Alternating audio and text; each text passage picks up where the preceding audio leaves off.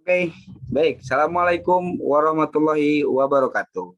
Ketemu lagi bersama saya, Pak Sansan, di mana kali ini kita akan membahas tentang Perang Dingin.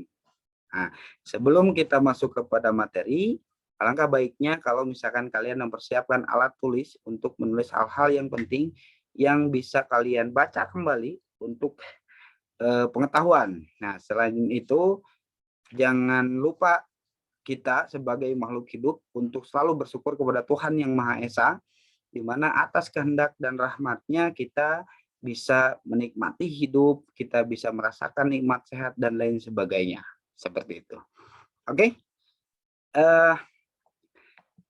ini akan kita bahas. Oke, ini akan kita bahas bersama. Bentar ya.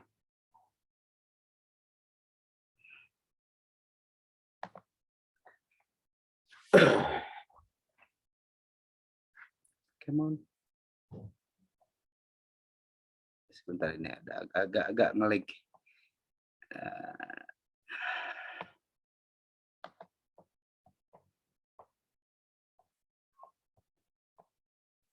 Oke. Ini sudah tampil ya di kalian ya. Oke, kita akan membahas tentang Perang Dingin. Tahun yang terjadi dari tahun 1945 sampai 1991. Ini cukup lama seperti itu. Oke. Apa sih yang ada di benak kalian ketika mendengar Perang Dingin? Apa coba? Kenapa? Apa bedanya dengan perang yang biasa? Kenapa ini memakai istilah perang dingin? Apakah perang ini dilakukan di musim salju? Atau perang ini dilakukan di tengah hujan deras sehingga menyebabkan dingin? Atau perang ini dilakukan di pagi hari? Seperti itu. Apa? Nah, jelas di sini istilah perang dingin ini digunakan karena pada tahun 1945 sampai 1991 terjadi perang tapi secara tidak langsung, di mana yang dimaksud di sini yang berperang itu adalah dua negara adidaya yang dihasilkan pasca Perang Dunia II. Seperti itu. Itu ada Uni Soviet dengan paham komunisnya dan Amerika Serikat dengan paham liberal. Oke. Karena perang ini perang secara tidak langsung, di mana Amerika dan Uni Soviet berperang dalam hal-hal yang lain, dalam paham. Misalkan Uni Soviet berusaha menyebarkan paham komunisme dianut oleh seluruh dunia, begitupun juga dengan Amerika, sehingga menimbulkan berbagai konflik di negara-negara atas dasar perebutan penanaman paham di negara-negara tersebut. Yang berperang sebetulnya Amerika dengan Uni Soviet, tapi di lapangan yang jadi korban adalah negara-negara yang lain. Maka di sini salah satunya kenapa pada masa ini disebut dengan Perang Dingin. Oke, untuk mengetahui Perang Dingin atau untuk lebih memahami tentang Perang Dingin, tentu ada beberapa materi yang harus kalian ketahui terlebih dahulu. Mungkin materi ini sudah kalian dapatkan, di mana penghantar materi yang harus kalian pahami itu adalah peristiwa Perang Dunia I. Kita tahu di Perang Dunia I itu terjadi tahun 1914 sampai 1918. Perang Dunia I ini terjadi atas apa? Ya, siapa yang menjadi biang kerok atau misalkan yang memulai perang? Nah, di sini saya akan bahas sedikit bahwa memang di Perang Dunia I ini yang berperan menimbulkan perang itu adalah Jerman, di mana Jerman yang tadinya merupakan suatu kekaisaran, ya, suatu kekaisaran dan merupakan kekaisaran kecil di daerah Jerman sekarang yang di sana banyak kekaisaran-kekaisaran kecil berbangsa Jermanik. Mereka memimpikan suatu negara yang khusus untuk dihuni oleh bangsa-bangsa Jermanik bersatu menjadi kekaisaran Jerman. Nah, karena memang mereka memiliki keinginan untuk menyatukan daerah-daerah yang dihuni oleh bangsa Jerman, alhasil pembentukan Jerman ini harus berbenturan dengan negara-negara yang lain. Kenapa? Karena banyak daerah yang dihuni oleh bangsa Jermanik masuk ke dalam kekuasaan negara lain. Sehingga Jerman harus berperang. Di sini yang menjadi musuh Jerman itu adalah Prancis. Ya, Prancis adalah satu negara yang sudah terbentuk dan sudah besar jauh sebelum adanya Jerman. Dan dalam proses pembentukan Jerman terjadi perang antara Jerman dan Prancis. Kebetulan Jerman yang menang, ya.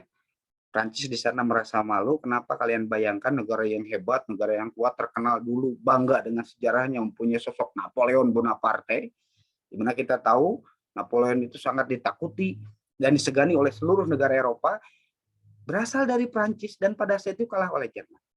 Malu.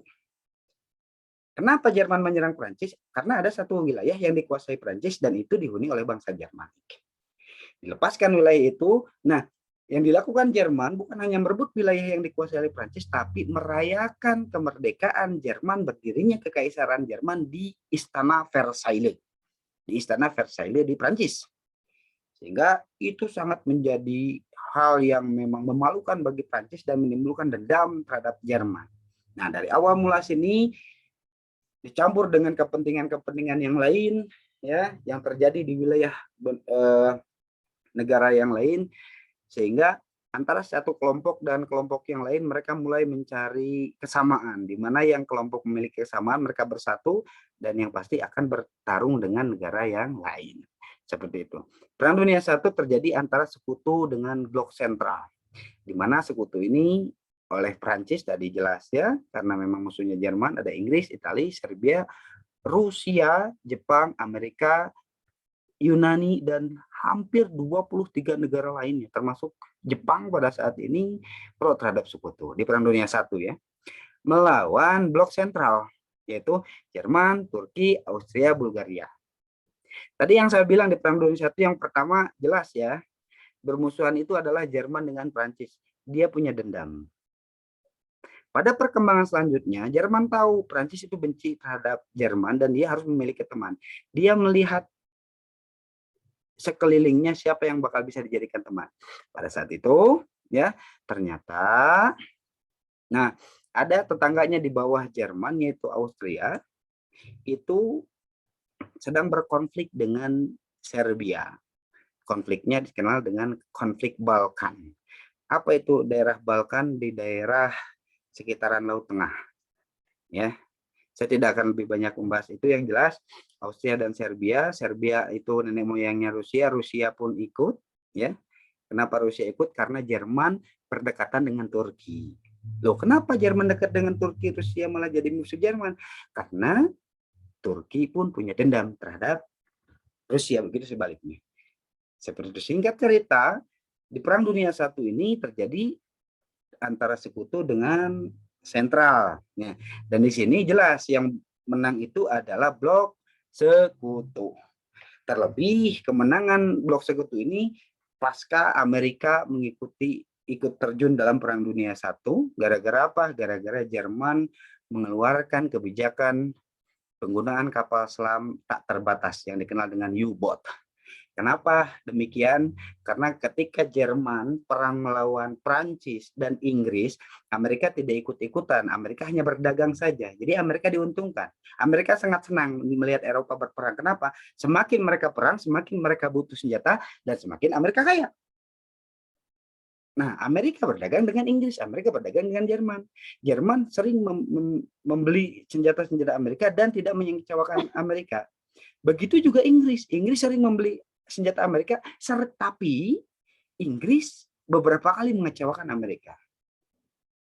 Ya, bagi Jerman harusnya kalau ada dua pelanggan, yang satu setia, yang satu mengecewakan, harusnya pro yang setia dong. Tapi Amerika ini malah bersikap adil dan seolah-olah kekecewaan yang ditimbulkan oleh Inggris itu tidak menjadi masalah. Nah, ini yang jadi kecurigaan Jerman. Jangan-jangan Amerika membantu Inggris karena melewati perairan Jerman, Jerman mengeluarkan U-boat, ditembaklah kapal-kapal yang melewati perairan itu, termasuk kapal RMS Lusitania milik Amerika. Nah, di sanalah puncak Amerika turun dan akhirnya Jerman runtuh. Sampai sini paham ya sekilas tentang Perang Dunia I. Pasca Perang Dunia I, Prancis sungguh bahagia. Kenapa? Karena musuh bebuyutannya Jerman kalah. Nah, tentu Jerman sebagai negara yang kalah, dia harus menerima perjanjian-perjanjian yang diberikan oleh negara-negara pemenang perang.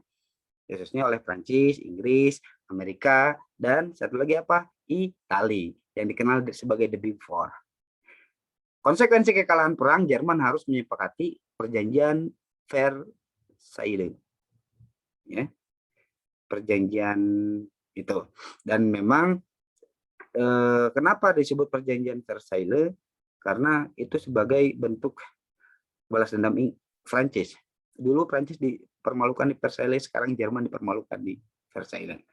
Seperti itu, di mana Jerman pada saat itu sangat dirugikan. Dimana Jerman harus mengganti seluruh kerugian perang. Jerman hanya diperbolehkan 100.000 pasukan. Jerman harus segera membayar hutangnya dengan posisinya daerah-daerah kekuasaan Jerman, daerah-daerah hal-hal yang menghasilkan bagi Jerman diambil. Jerman sangat dipermalukan oleh Prancis sehingga timbul dendam dari Jerman nih. Seperti itu. Nah, perang-perang yang terkenal di Perang Dunia I salah satunya adalah Perang Parit, di mana kalian bayangkan kalian berperang tanpa melihat lawan. Kalian bersembunyi di parit dan ketika lawan muncul langsung tembak. Dan itu perang yang sangat mengerikan. Kalian bayangkan kalian nunggu musuh dari atas, tiba-tiba masuk granat, kalian nggak bisa lari, mati, nggak bisa diangkut. Kenapa? Karena kalian keluar ditembak. Hujan, lumpur, ya, mayat tadi tercampur lumpur, ada tikus dan lain sebagainya. Kadang logistik tidak masuk, mereka harus memakan beberapa memakan daging temannya sendiri. Itu sangat menderita baik Jerman maupun Prancis. Sehingga tentara yang selamat dari perang Parit itu memiliki traumatik yang sangat tinggi. Hitler adalah salah satu tentara yang selamat dari perang Parit. Dia merasa dia sangat pedih membela negaranya, dia sangat bangga, semangat turun ke perang Parit, dan ketika Jermannya kalah karena memang di dalam Jerman sendiri ada pemberontakan komunis, sehingga Hitler benci terhadap komunisme, kemudian Jerman menaruh dendam terhadap Prancis. Kenapa? Karena pasca Perang Dunia I, Prancis mempermalukan Jerman.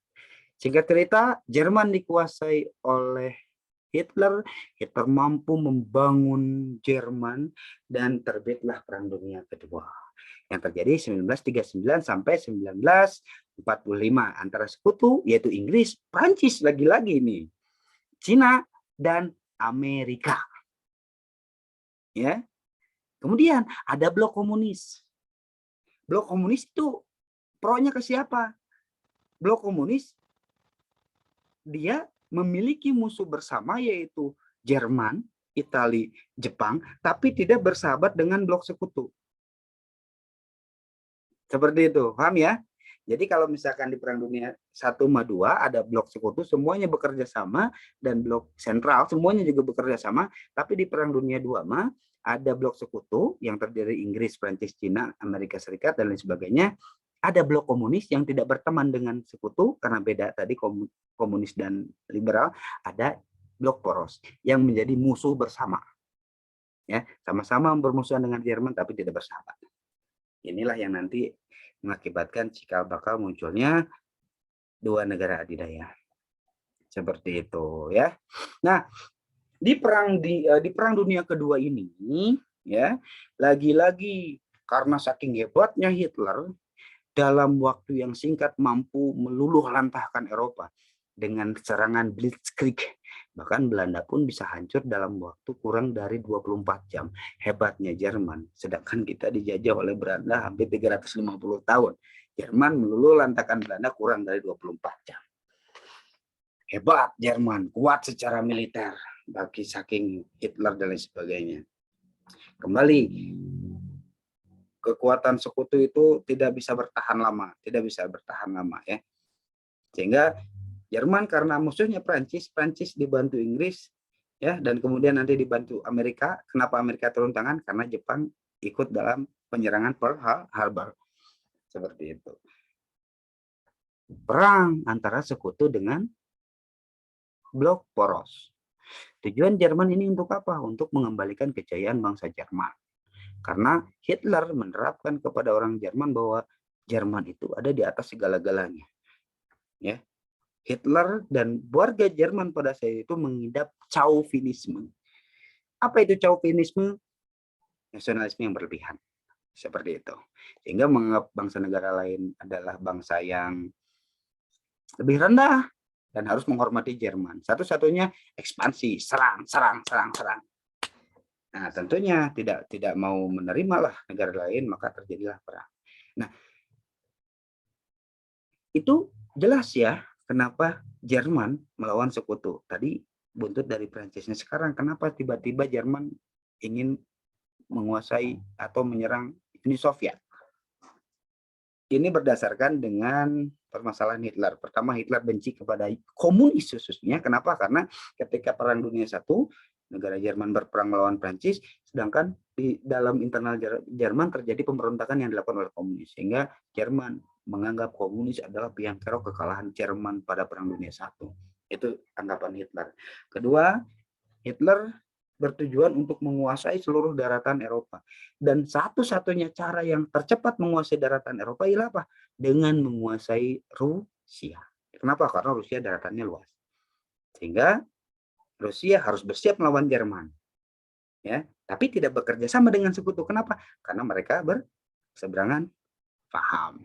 Nah, singkat cerita, ketika Jerman hampir mengalahkan semuanya, bahkan Jerman berperang di Eropa, Jerman berperang di Afrika, ya.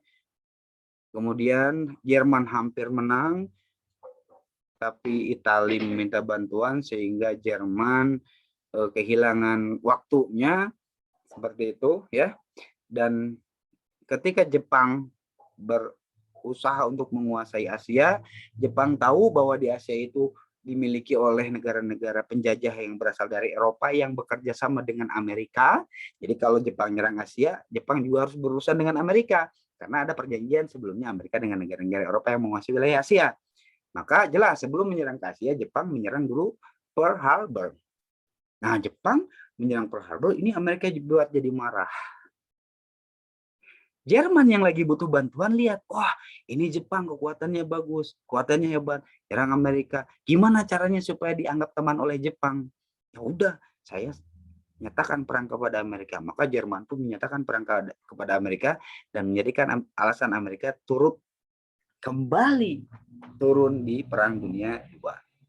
Seperti itu. Padahal pada saat itu posisi sekutu sudah sangat lemah, sudah tidak berdaya.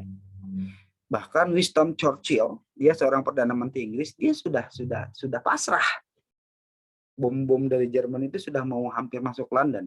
Ketika Jerman menyatakan perang kepada Amerika, dia tersenyum lebar. Nah, ini saatnya kita akan menang, seperti itu. Ya, Prancis sudah kalah pada saat itu oleh Jerman. Sisa tinggal Inggris, negara sekutu yang belum menyerah. Ya. Kemudian Rusia sangat sulit ditaklukkan oleh Jerman. Kenapa? Karena Rusia memiliki wilayah yang luas. Jerman mengirimkan pasukan-pasukannya, banyak yang gagal, banyak yang meninggal. Di mana? Di Medan. Kenapa? Karena terlalu luas Medan Rusia, ya, bukan di Medan Sumatera Utara, di Medan negara Rusia. Selain itu di Rusia juga punya teman baik apa? Salju. Jadi ketika Jerman datang dengan persiapan berperang, orang-orang Jerman yang datang ke Rusia, ini mana tentara Rusia? Lama berjalan, logistik habis, datang salju. Tidak persiapan, akhirnya banyak yang meninggal. Sampai akhirnya di pertempuran turning point, ya, Rusia benar-benar mampu memukul Jerman. Jerman dipukul habis-habisan oleh Rusia. Rusia tahu satu-satunya cara mengalahkan Jerman itu bekerja sama dengan sekutu. Tapi karena paham mereka bertentangan, tidak mungkin dilakukan. Seperti itu. Dan pada intinya, ketika Jerman mulai menyerang, meskipun beda antara liberal dengan komunis, ya, karena punya satu musuh bersama yaitu Jerman dengan militernya yang sangat kuat, memaksa tiga pemimpin negara yaitu pemimpin Inggris, Amerika, dan Uni Soviet untuk bertemu di Teheran, Iran. Bertemu untuk merencanakan bagaimana caranya meruntuhkan Jerman. Jadi mereka merancang rencana. Jadi kalau misalkan ini Jerman ada di tengah, ya, di tengah, Amerika akan menyerang dari bawah dan Rusia menyerang dari kanan. mereka akan bertemu di satu titik yang disebut dengan D-Day. Nah, seperti itu. Tapi ternyata memang singkat cerita nanti kita bahas lebih dalam D-Day. Jerman kalah, ya, menyisakan Rusia dan Amerika. Rusia negara yang kuat secara militer, Amerika negara yang kuat secara hegemoni dan uang. Gak mungkin dalam satu perang ada dua pemenang, gak mungkin. Pasti selalu ada satu pemenang. Sayangnya, pasca Perang Dunia II, ya, dibentuk suatu lembaga perdamaian dunia yang kita kenal sebagai PBB. Dan mau tidak mau seluruh negara itu harus mengakui tentang perdamaian dunia. Sehingga pasca dibentuk PBB nggak mungkin dong perang lagi antara Uni Soviet dan Amerika. Kenapa? Disepakati oleh bersama bahwa perang itu hanya membawa kehancuran. Seperti itu. Meskipun dilarang perang secara langsung, tapi kan berbenturan antara liberal dengan komunis. Amerika, Soviet berlomba-lomba menunjukkan siapa negara yang paling kuat, siapa negara yang paling hebat. Nah, inilah yang disebut dengan perang dingin. Sampai sini paham ya? Oke, next. Oke, kita bahas lagi latar belakang perang dingin. Tadi materi pengantar sebelumnya ngerti berarti ya? Mudah-mudahan kalian paham. Kalau tidak paham silakan kalian tanyakan ya, baik di secara langsung maupun tidak langsung boleh. Oke, latar belakang dingin. Yang pertama, kenapa sih ini terjadi perang dingin antara antara Uni Soviet melawan Amerika? Pertama, latar belakangnya muncul saling curiga antara Soviet dengan Amerika. Seperti yang saya tadi katakan, Uni Soviet kuat secara tentara, secara militer, luas secara wilayah. Amerika kuat secara militer, kuat juga keuangannya. Pertama, sejak kapan mereka saling curiga? Pertama di konferensi Teheran yang tadi saya bilang. 1943 terdapat pertentangan pendapat antara Stalin dan Winston Churchill perihal seberapa banyak negara Eropa Timur yang akan berada di bawah Uni Soviet. Jadi Uni Soviet itu mulai hati-hati. Kenapa? Karena Winston Churchill melarang Uni Soviet untuk menguasai seluruh wilayah negara Eropa Timur. Seperti itu. Ya. Karena teman-teman mereka berideologi liberal, sedangkan komunis itu dianut oleh Soviet, berbeda dan bertentangan, maka Stalin berpikir meskipun sudah dibentuk PBB, tapi Stalin tidak mau gabung. Kenapa? Karena di dalamnya Uni Soviet akan dihancurkan secara tidak langsung. Kenapa? Karena mayoritas anggotanya anggota negara liberal. Di sini Stalin mah takut, ya, bukan takut nggak, siaga, tidak mau dihancurkan secara tidak langsung oleh negara liberal. Negara-negara Amerika menganggap bahwa Stalin nggak mau masuk PBB, jangan-jangan Stalin mau mencetuskan perang lagi. Seperti itu, ya. Jadi jelas di sana Stalin bersikeras menolak untuk bergabung dengan PBB. Hal ini menimbulkan kecurigaan bahwa Uni Soviet tidak ingin memecahkan masalah internasional secara damai. Hati-hati nih. Kenapa nggak mau masuk PBB? Oh, jangan-jangan Uni Soviet mau nyerang lagi.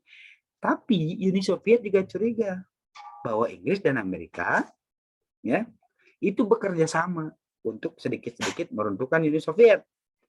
Ini terjadi pada peristiwa D-Day tadi yang saya katakan, di mana Uni Soviet curiga bahwa Amerika dan Inggris secara mengulur waktu untuk penyerangan ke Normandia 6 Juni 1944. Jadi yang disebut dengan D-Day itu tadi Amerika dari bawah, Uni Soviet dari atas, ketemu di Normandia sama-sama menyerang.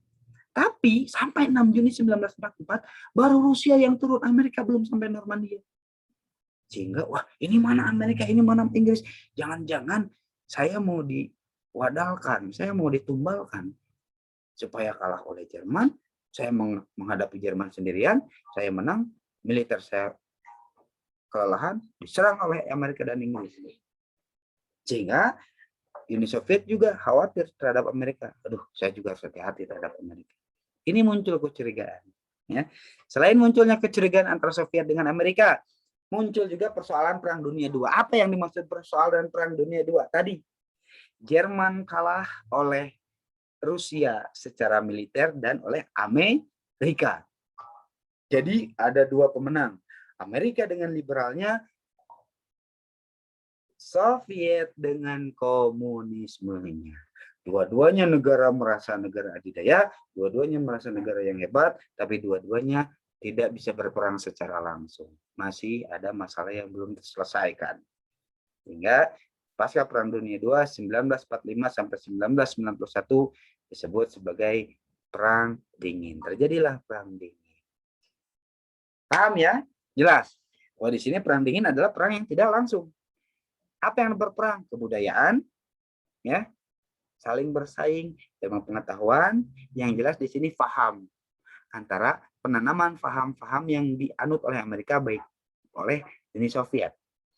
Amerika dan Uni Soviet berlomba menyebarkan pahamnya untuk dianut oleh seluruh dunia.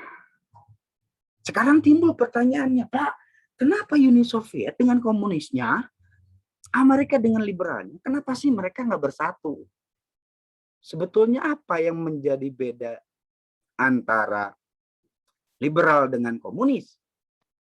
Ya, kalian tahu, ya, sebelum paham liberal, sebelum paham komunis itu ada di dunia ini, paham yang paling terkenal adalah paham sistem monarki. Sesuai dengan berkembangnya pemikiran manusia, mulai muncul sistem liberal, di mana liberal itu berdasarkan kebebasan. Apa yang dimaksud kebebasan? Ketika zaman monarki, hak-hak rakyat itu tidak diberikan, hak raja yang paling utama, rakyat tidak ada berhak berkata seperti apapun.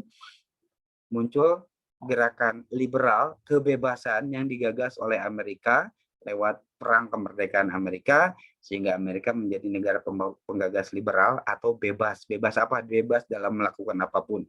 Bebas dalam berpolitik, bebas dalam memeluk agama, bebas dalam memilih pilihan, bebas berbicara, bebas berpendapat, termasuk bebas secara ekonomi.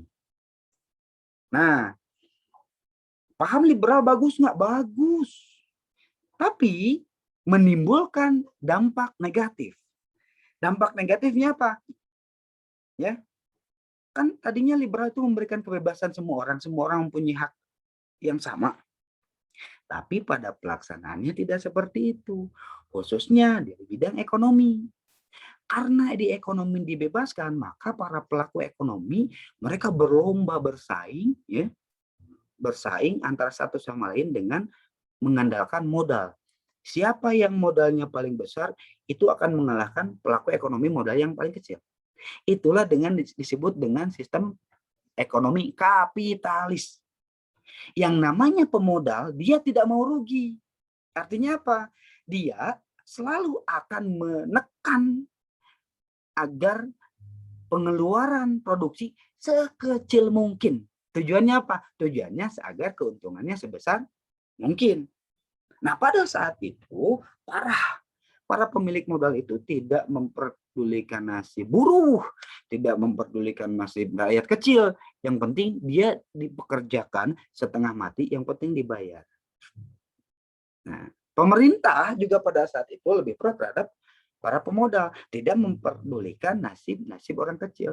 Nah, orang-orang kecil yang memang disepelekan oleh para pemodal besar, mereka sakit hati. Ternyata sistem liberal ini tidak memberikan saya penghidupan, tidak menjamin saya. Maka orang-orang yang merasa kecewa dengan sistem liberal, khususnya dengan ekonomi kapitalis, mereka bersatu membangun suatu paham, yaitu paham sosialis, di mana paham sosialis ini adalah paham yang lebih mengutamakan kebersamaan sosial. Nah, pada perkembangannya sosialis itu bagi dua, ada radikal, ada sosialis biasa. Sosialis radikal berubah menjadi paham komunis. Jelas di sini bahwa munculnya komunis diakibatkan dampak negatif dari liberal. Paham di sini komunisme tidak bisa berjalan berdampingan dengan liberal. Kenapa? Karena komunisme adalah produk dari kegagalan liberalisme dalam bidang ekonomi yang mengakibatkan orang kecil itu merasa hak-haknya tidak terpenuhi. Seperti itu. Paham sampai sini ya? Oke. Kita lanjut ke apa sih perbedaan antara Uni Soviet dengan Amerika? Antara negara komunis dengan negara liberal, demokratis. Yang pertama, di Amerika karena liberal dia demokrasi, bebas, ya, bebas mencalonkan, bebas dicalonkan, maka dilaksanakan pemilihan umum. Di komunis tidak dilaksanakan pemilihan umum, ya. Jelas di Amerika demokrasi, di Uni Soviet autokrasi atau diktator. Pak, bagaimana tuh di Uni Soviet cara pemilihan pemimpin? Di Uni Soviet itu yang menguasai negara adalah satu partai. Partai apa? Partai komunis. Tidak ada lagi partai lain. Siapa yang menjadi pemimpin partai, dialah yang akan menjadi pemimpin negara. Sebelum pemimpin partai ini meninggal, maka pemimpin negara tidak boleh digantikan. Ketika pemimpin partai meninggal, maka harus dicari pemimpin partai yang baru dan sekaligus menjadi pemimpin negara. Tidak ada proses pemilihan seperti itu, ya. Kemudian sistem keuangan atau misalkan sistem ekonomi, karena bebas tadi bersaing antara pemodal, ya, muncul sistem ekonomi kapitalis. Dan faktanya sistem ekonomi kapitalis ini yang menjadikan orang-orang kecil itu sakit hati membuat suatu paham baru, sosialisme radikal, yaitu komunis. Nah, kalau di Uni Soviet jelas pahamnya komunisme, ya, paham ekonominya. Dengan apa? Dengan sistem sama rata, sama rasa. Jadi dibagi semuanya rata. Oke. Kemudian di negara liberal, di Amerika, itu mereka cara hidupnya adalah individualisme masing-masing. Urusan kamu. Kamu bebas ngelakuin apa aja. Dan kamu nggak boleh ngelarang saya, karena saya pun bebas ngelakuin apa aja. Urusan kita berbeda, ya udah masing-masing aja. Seperti itu. Kalau beda dengan Uni Soviet, mereka saling bantu antar individu karena memang berdasarkan pada sosialisme.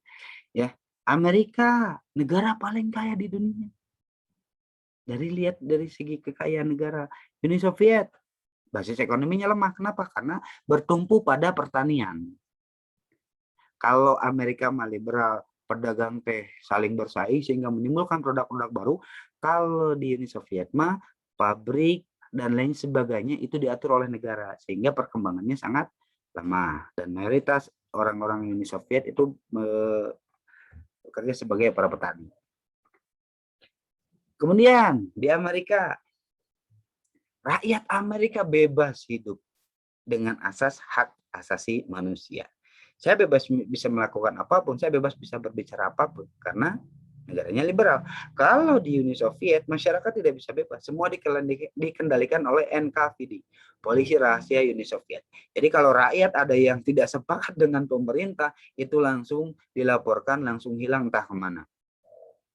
Seperti itu. Karena tidak diperbolehkan rakyat untuk menentang pemerintah. Loh, kenapa rakyat tidak boleh menentang pemerintah? Orang pemerintahnya juga sudah pro rakyat. Kebijakannya juga sudah sosial, merata. Apalagi yang ingin rakyat inginkan? Maka nggak boleh. Itu di Uni Soviet. Kemudian, kalau di Amerika, pers bebas memberitakan apapun. Bahkan memberitakan berita hoax pun bebas. Ya. Tapi, kalau di negara Uni Soviet, itu pers dikendalikan penuh oleh negara. Tujuan pers itu untuk apa? Untuk mengagung-agungkan negara, untuk menciptakan kebanggaan rakyat terhadap negaranya. Jadi hal-hal tentang negara, hal-hal yang bagus diposting. Hal-hal jelek negara dihilangkan. Hal-hal yang bagus di negara lain dihilangkan. Yang muncul itu adalah jelek-jelek.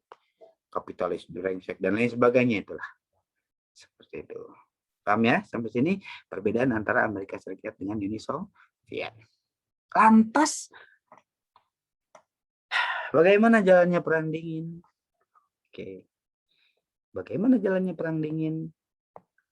Ya. Dan kita akan bertemu pada video selanjutnya. Oke. Assalamualaikum.